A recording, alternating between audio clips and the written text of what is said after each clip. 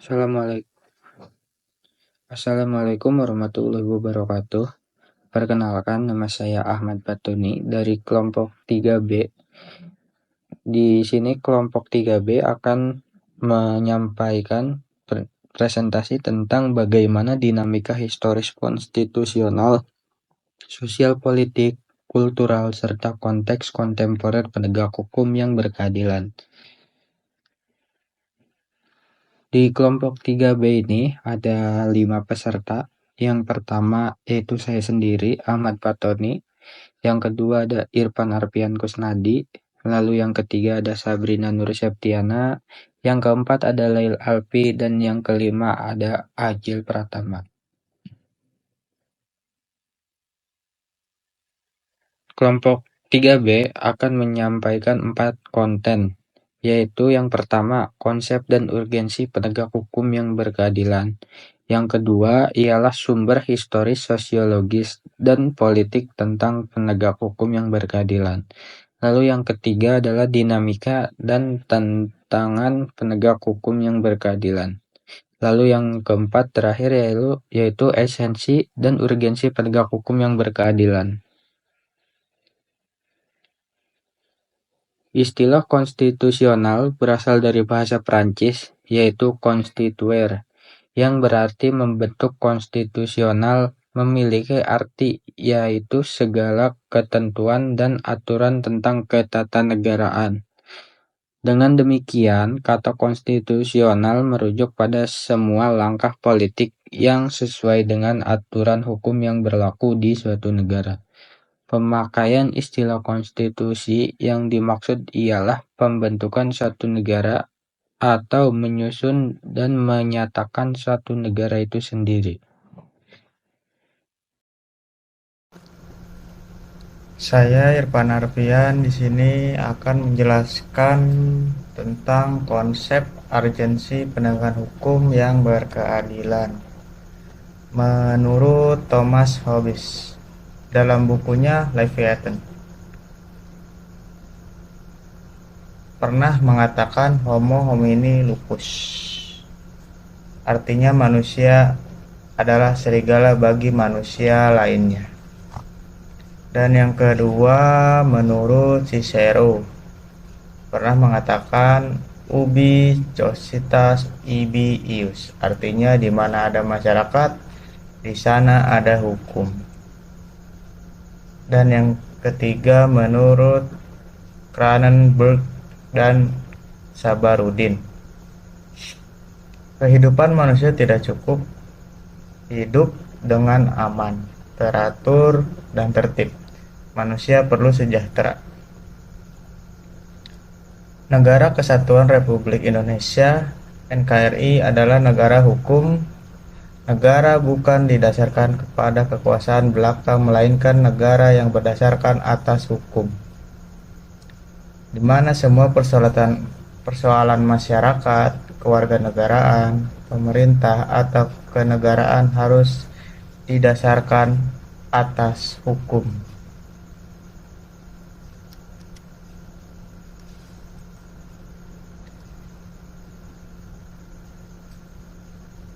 Tujuan negara Republik Indonesia berdasarkan pembukaan Undang-Undang Dasar 1945 alinea keempat, negara Republik Indonesia memiliki indikator yang sama sebagaimana dinyatakan Cronenberg, yakni yang pertama, melindungi segenap bangsa Indonesia dan seluruh tumpah darah Indonesia,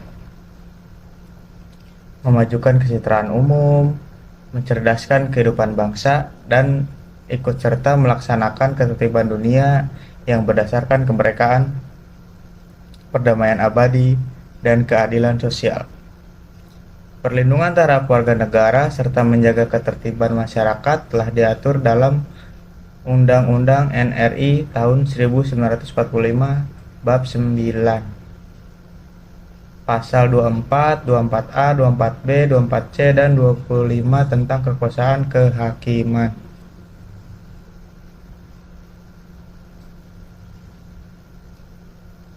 Penegakan hukum bertujuan untuk mewujudkan peraturan hukum demi terciptanya ketertiban dan keadilan masyarakat.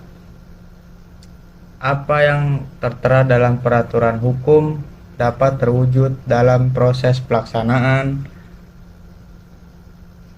penegakan hukum di masyarakat.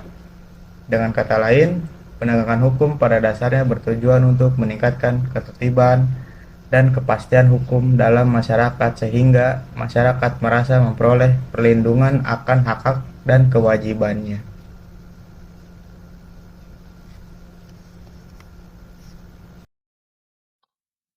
Baik, perkenalkan nama saya Lail Alpi dari kelompok 3. Di sini saya akan melanjutkan presentasi dari kelompok 3, yaitu tentang sumber historis, sosiologis, dan politik tentang penegakan hukum yang berkeadilan. Siapakah lembaga atau badan kekuasaan yang merdeka untuk menyelenggarakan peradilan guna menegakkan hukum dan keadilan?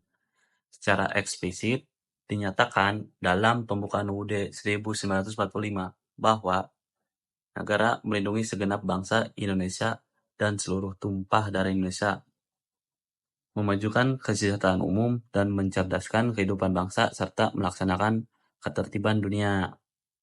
Nah, di sini untuk peraturan hukum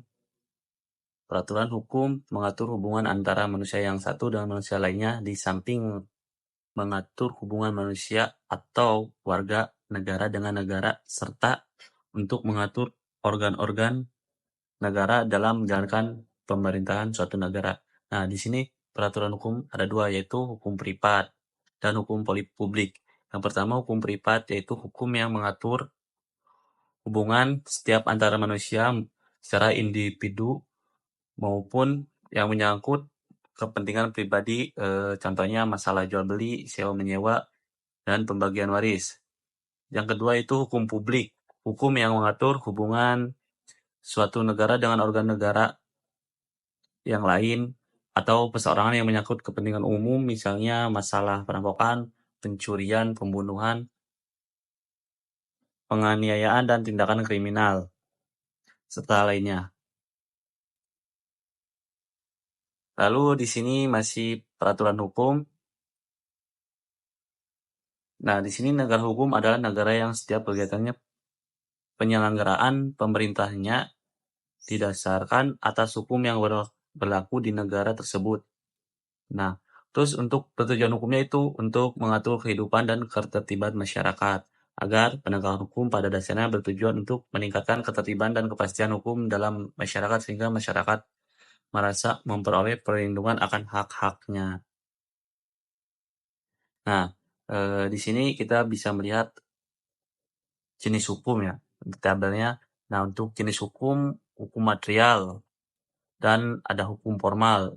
Nah, untuk penjelasannya, untuk hukum material yaitu hukum yang memuat peraturan-peraturan yang mengatur kepentingan-kepentingan dan hubungan-hubungan yang berupa perintah-perintah dan larangan-larangan. Nah, untuk contohnya yang ini nih, Kitab Undang-Undang Hukum Pidana KUHP, Kitab Undang-Undang Hukum Perdata KUHP RI.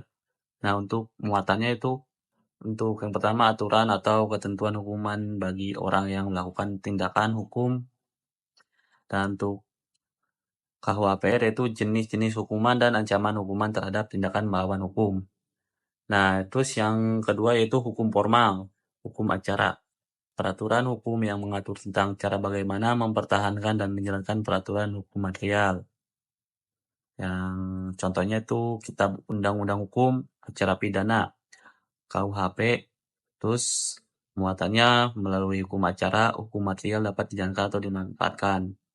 Lalu ada Kitab Undang-Undang Hukum Acara Perdata KUHPR.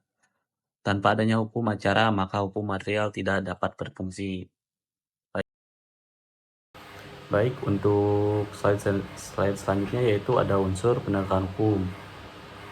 Menurut Gustav Redbrecht, seorang ahli filsafat Jerman dalam Sudikno Mertokusumo pada tahun 1986,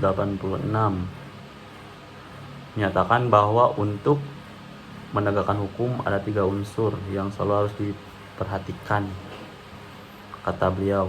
Nah, untuk yang pertama yaitu ada Gerechtigkeit atau unsur keadilan, lalu ada Rechtmäßigkeit atau unsur kemanfaatan, lalu ada Sicherheit atau unsur kepastian.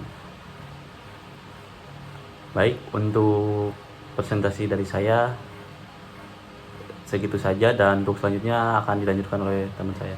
Terima kasih. Assalamualaikum warahmatullahi wabarakatuh.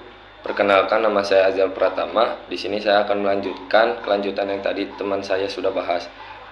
Unsur penegakan hukum menurut Gustav Radburt, seorang ahli filsafat Jerman, dalam studi Mertokusumo pada tahun 1986 menyatakan bahwa untuk menegakkan hukum ada 3 unsur yang selalu harus diperhatikan. Yang pertama, Gerechtigkeit atau unsur keadilan. Yang kedua, Rechtmäßigkeit atau unsur kemanfaatan. Yang ketiga, Sicherheit atau unsur kepastian. Unsur penegakan hukum atau Gerechtigkeit atau unsur keadilan. Dalam pelaksanaan hukum, para aparat penegak hukum harus bersikap adil. Pelaksanaan hukum yang tidak adil akan mengakibatkan keresahan masyarakat. Wibawa hukum dan aparatnya akan luntur di masyarakat.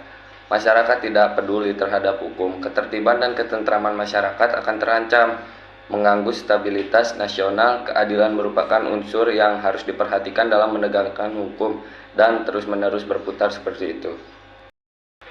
Unsur penegakan hukum, Rechtmäßigkeit atau unsur kemanfaatan. Aparatur penegak hukum dalam menjalankan tugasnya harus mempertimbangkan agar proses penegakan hukum dan pengambilan keputusan memiliki manfaat dan kegunaan bagi masyarakat. Sicherheit atau unsur kepastian. Penegakan hukum pada hakikatnya adalah perlindungan hukum terhadap tindakan sewenang-wenang. Kepastian hukum memungkinkan seseorang akan dapat memperoleh sesuatu yang diharapkan. Orang tidak akan mengetahui apa yang harus diperbuat bila tanpa kepastian hukum, sehingga akan timbul keresahan. Perkenalkan, nama saya Sabrina Nur Septiana dari kelas 19 2B14. Di sini saya akan menjelaskan apa itu tentang aparatur penegakan hukum. Di sini untuk aparatur penegakan hukum sendiri ada lembaga penegakan hukum dan lembaga peradilan. Dan untuk lembaga penegakan hukum itu menjadi 3 poin. Yang pertama itu ada kepolisian, kejaksaan, dan kehakiman. Untuk kepolisian itu sendiri ada lembaga penyelidik, kejaksaan itu ada lembaga penuntut, untuk kehakiman itu ada lembaga pemutus atau pengadilan. Sedangkan lembaga peradilan itu menjadi 4 poin. Yang pertama itu ada peradilan agama, peradilan militer, peradilan tata usaha negara, dan peradilan umum. Dari peradilan umum sendiri itu terbagi menjadi 4 poin, seperti peradilan negeri, peradilan tinggi, peradilan tingkat kasasi, dan penasihat hukum. Nah, di sini ada dinamika dan tantangan penegakan hukum yang berkeadilan Indonesia. Di sini ada beberapa banyak poin ya. Ada 7. Di poin pertama itu sendiri ada banyaknya kasus perilaku warga negara sebagai subjek hukum baik yang bersifat perorangan maupun kelompok masyarakat yang belum baik dan teruji atau melakukan pelanggaran hukum, menunjukkan bahwa hukum masih perlu ditegakkan. Dan poin yang kedua, menegakkan hukum di Indonesia dipandang masih lemah. Poin ketiga, masyarakat dihadapkan kepada ketidakpastian hukum. Dan poin keempat itu, rasa keadilan masyarakat pun belum sesuai dengan harapan. Poin kelima, sebagai masyarakat bahkan merasakan bahwa aparat penegak hukum sering memberlakukan hukum bagaikan pisau yang tajam ke bawah tetapi tumpul ke atas. Dan poin keenam, apabila hal ini terjadi secara terus-menerus, bahkan telah menjadi satu yang dibenarkan atau kebiasaan, maka tidak menutupi kemungkinan akan terjadinya revolusi hukum.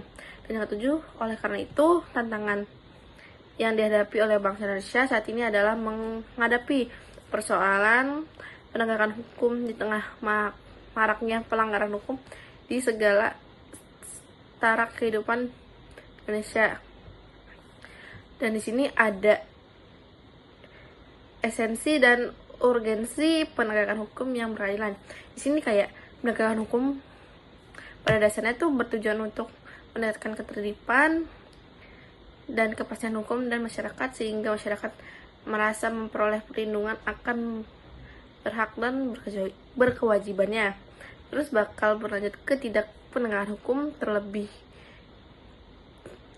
tidak adanya aturan hukum akan mengakibatkan kehidupan masyarakat atau kacau, dan menjadi demi kepastian hukum. Untuk memenuhi rasa keadilan masyarakat, upaya penegakan hukum harus selalu dilakukan secara terus-menerus.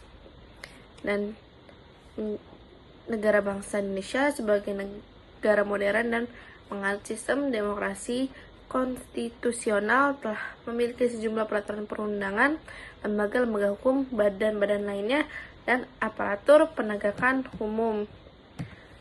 Dan untuk kesimpulannya itu di sini menjadi 4 poin. Yang poin pertama itu 1.